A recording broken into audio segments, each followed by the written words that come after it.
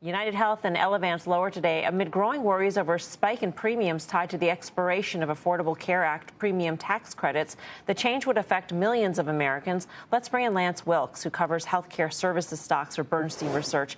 Lance has got an outperform rating on United Health and Elevance. Lance, great to have you with us. Great to be here.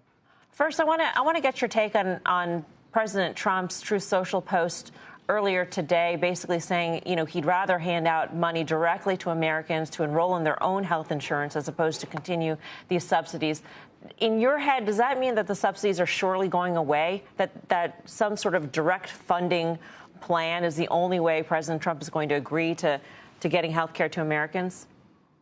I think the end game here for the health insurance is going to be very similar in that one way or the other, you're going to see consumers get some sort of extension, some sort of capability to get additional assistance with their premiums. The question is really going to be, can they possibly construct something quick enough to have something based around a health savings account, something we all probably are more familiar with, that would get baked into this, in time for the 2026 year. I think that's unlikely. I do think the stocks have priced in this membership decline, though, that people are going to be dropping out of the Affordable Care Act marketplace. And so, I think from a stock perspective, this is already baked in. How do you sort of think about, though, if people have their own funds from the government to buy insurance, how they would navigate that landscape if some insurers have better sort of brand names than others, better, better reputations? UNH seems like it would not have a good reputation from a consumer standpoint, but that's just based on nothing except my observations. Yeah, no, I know exactly what you mean. What I would say is in this marketplace space, or it's really just the individual insurance market. And in the individual insurance market, the Blues are really popular. Some small companies like Centene, Molina, those are, more active participants in that marketplace. And they're really set up so that they could participate in a health savings account oriented product offering with a lower tier product, more of a high deductible kind of insurance product. Again, similar to what a lot of employers would offer. And they can offer the Affordable Care Act style products as well. United really is pulling back significantly in this market. They're a small player. They're more like a number 7, 8 player nationally. They're going to cut their enrollment by 2/3 going into next year. CVS Aetna is entirely leaving this market next year.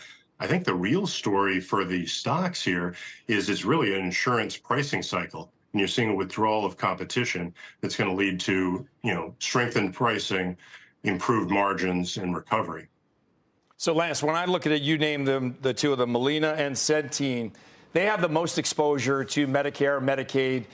When I look at these names, I always try to get away from those names. You're saying that this could be an opportunity right now? Yeah, this is really unusual. I would agree with you. I think ordinarily you're looking for greater stability. But ordinarily in the health insurance market, is from a stock perspective, you're really talking about stable earnings and compressing valuation from time to time when there's a big political threat. The Affordable Care Act, the rise of Obama, the rise of Bernie Sanders in 2019. Right now, we're going through a real cycle. You've got margin compression of around 50%, sometimes greater than that when you're talking about Centene, Molina, but even at United, around 50%. And you've got multiples down. So this is very much like a normal cycle. And insurance historically was a cyclical business where you would see capital flow in, competition flow in, that would erode pricing, erode margins. Right now, what we're seeing is the result of that. And just like with this marketplace product, you're going to see capital flowing out, competition flowing out, and marketplace. That's companies like Aetna and United pulling back. In Medicare Advantage, you had CVS and Humana pull back significantly last year.